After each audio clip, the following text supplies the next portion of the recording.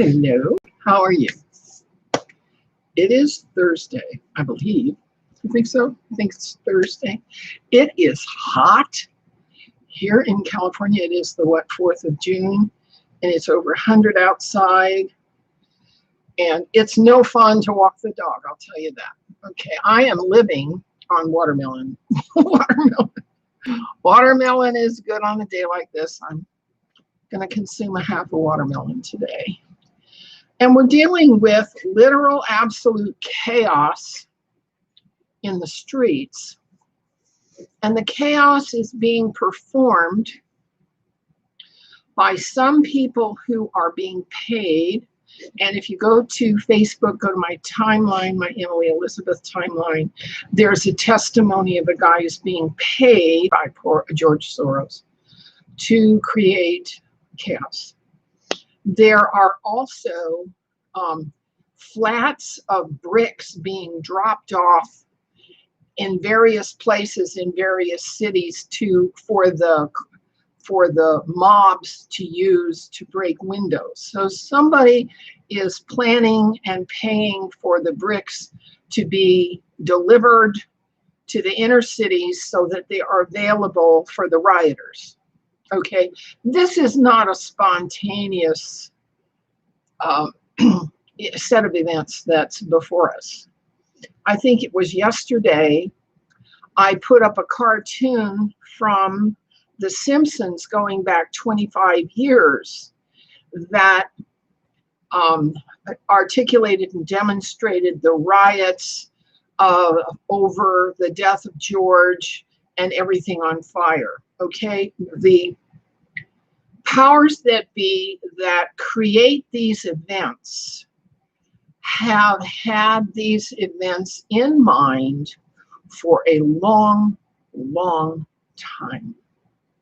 Okay, and if we review the events going back to the death of John Fitzgerald Kennedy and the Philadelphia Move and the Ruby Ridge and the death of RFK and MLK and the whole sequence of false flag events that have never been prosecuted by the Department of Justice or the FBI, you realize there's this ongoing agenda to force the history of the West to conform to an agenda in which hopelessness and helplessness and dystopia take over, and so the people surrender and give in to the one world order paradigm. But it's not that easy, all right? Now, I'm on Twitter a lot. Me and my potshots, okay? Me and my potshots are on Twitter a lot. And what I've been doing there is not coloring in the lines. I'm not coloring in the lines. I'm not staying within the boundaries of conservatism, and I'm actually wandering over into some of the left's arguments, and some of the left's arguments are very valid. The idea that a few people ought to be able, legally and lawfully, to hoard tens of billions of dollars for their own use while other people starve doesn't make any sense to me. I don't get it. You get it? No. It doesn't make any sense to me that the Walmart family, when you tally them all up, hold about $100 billion in assets. And of course, Bill Gates, has what he has, and Soros has what he has, and Jeff Bezos has what he has, and Google and YouTube have what they have, and they have not, by their technologies or by their middleman methods, they're just middlemen. They have not contributed to the progress of society, not one whit. And still they have all this pull, they have all this power, and Bill Gates is here to tell us that he is going to run our he is going to run the medical system his way, and he's going to reduce the population of our world his way, and he's going to subject the people of our world to suffering and disability and misery with his vaccines, because that's how he chooses to reduce the population on this planet, on this world. I think that's crazy, right? I think that's sociopathic. I don't know what you think. All right. So now on Twitter, we're dealing with the people who are dealing with the chaos, and they are looking for the reasons for the chaos. And the reasons for the chaos reside in the Marxist Bolshevik Frankfurt School, Saul Alinsky teachings coming from academia that say, if you want to change society, destroy what you have and then replace it with something that you'll come up with later. And I don't see the logic in that, because representative republicanism has a long history, and it always gets tripped up and brought down by the same practices: protection, racketeering, namely, slavery, piracy, usury, all right? Slavery, piracy, usury, and there's one more, okay? These are commercial practices that guarantee that monopolies will have their way over the larger market, all right? And that is what happened in Rome, that's what happened in Greece, that's what happened back and back and back and back in all of these empires. They have all done the same thing. They operate by secrecy and treachery and double dealing. They operate by protection, tax, racketeering, piracy, usury, and slavery, and one more. I can't remember it right now. All right. And they operate by divide and conquer. And who is the champion of divide and conquer? The mainstream media, owned by 6 globalists, very, very rich, who have hoarded their assets, who have everything in their hands, so that their employees and the people that work for them and the publishers that work for them are hamstrung and silenced, except for the very agenda of the guy at the top. The guy at the top. Now, if we're going to break through this, we have to stop seeing it as normal.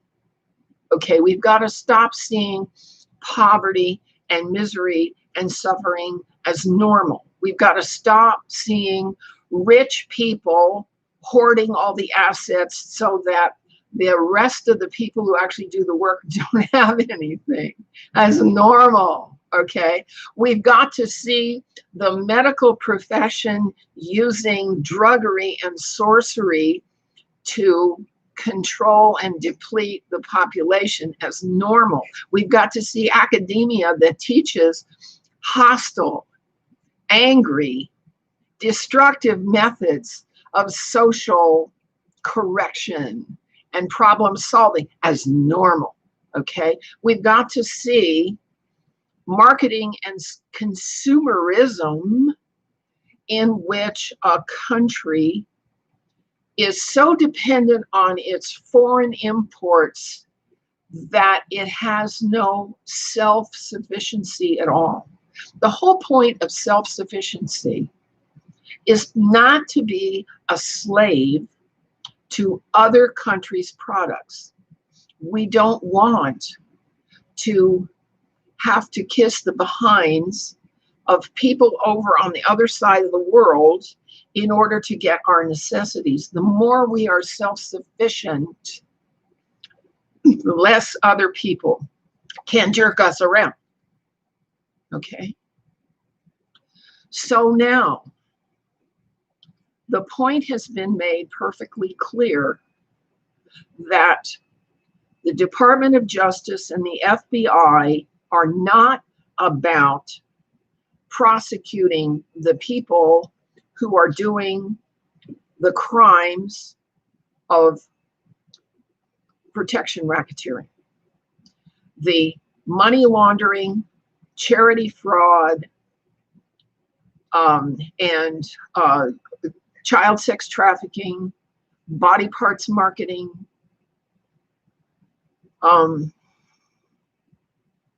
big pharma drug profiteering, oil profiteering, all of that has reached the point where none of us, no matter what country we live in, can survive without being in the money economy. And the money economy is based on a centralized banking system that we all know is all funny money. There's nothing real in it. So a few of us can get a few silver coins for when the system crashes completely. But in the meantime, what happens to the old people who are in nursing homes? What happens to the children who need to go to school? What happens to the homeless folks on the street who lost their jobs because the economy crashed? We have to take note of that. If we're going to correct this, we're going to correct this not only one-on-one, we're also going to correct this at the national level by speaking in rational, measured, logical, reasonable issues and methods, and we're going to have to get smarter than just watching the goddamn TV, okay? If you're just watching the TV, what you're doing is acknowledging that you're stupid, that you don't want to know anything, and that you just want to be comfortable and have things easy. Well, those days are over. Okay. Being stupid is no longer an option. We have to get smart. We have to look at both sides of the argument. The left is correct that exploitation and slavery and piracy and usury and hoarding are out of control. The left is right that the agencies that are supposed to be upholding the rule of law are no longer doing so. The FBI isn't doing so, the Department of Justice isn't doing so, and the CIA certainly isn't doing so. They're busy minding the business of other countries where we don't even have a sovereign or a sovereign leg. We have no dominion. In Yemen, we have no dominion. In Cuba, we have no dominion. In a lot of these places that our Secretary of State would like to pretend that he can help them by controlling their affairs for them. That's crazy. We have to pay attention to our own affairs. Okay. Sex workers did not exist when I was young. Porn did not exist when I was young. Drug trafficking didn't start up until the Beatles in the 60s and the whole Tavistock scene. Okay, that has all been brought into society by the protocols of the learned elders of Zion and the Illuminati, Masonic people who think they're smarter than the rest of us. They have decided to take down this society so that they can bring on or manifest, manifest a visualization of a society in which everybody loves everybody. The problem with that is that people do not know how to set rational limits and boundaries around their own lives, and they don't know how to solve problems. Okay, so now where are we? Queen Elizabeth is no longer present. Her family is gone. And what has happened is that Joseph Gregory Hallett has proven to the powers that be in Britain that he has the bloodline, the correct bloodline to be the next king. And I just have a few questions for him because, I'm part of that bloodline too, okay? And I wasn't born yesterday. Mr. Hallett, if you have no family, to whom are you going to hand down the reign when you pass on? Okay. Same thing with Mr. Marshall. All right. Mr. Hallett, if you want to be the administrator of the Crown Corporation that holds somewhere between 17 and $50 trillion in assets, show me your resume, show me your experience, how you know how to do that. Show me your skills, that you know how to manage a hierarchy of 1,200 employees, okay, with an annual gross income in the hundreds of billions or tens of billions or whatever it is, I mean, I've been reading the annual financial report from Buckingham Palace for many years, and it's fun to see the games that they're playing to try to keep certain things secret. But unless you study the methods of governance and administration and delegation for many years, you're not going to know what to do when you get there. And that's my concern about Mr. Hallett, is that he wants the job so bad, but does he know what to do when he gets there? And is he making a bunch of promises that he has absolutely no method in his pocket to deliver? That's my question for Mr. Hallett. And I'm not going to call him King John III until something else happens. So anyway, that's what's going on for me, that I'm on Twitter a great deal and I'm potshotting a great deal because the problems are on the right and they're on the left. And what we need is a synthesis, a perspective in which both sets of problems are included, so that when the United Kingdom has a new monarch, there will also have arrived an understanding of what needs to be done to restore not only order, but a sense of fairness and the whole concept of justice that hasn't even been discussed. We'll get there. So, yeah, I'm all charged up today. I listen to that epic music, and that really gets me going. Okay, so we'll see you guys in a day or two, probably on Saturday. I'll be on Facebook, but not on People's Internet Radio because my producer is out of town. But we'll work that out. And thank you so much for coming by and for paying attention. And I hope that I'm not making people more angry, but rather let's all realize we're in this predicament together. We're going to get through this together, okay? Gotcha.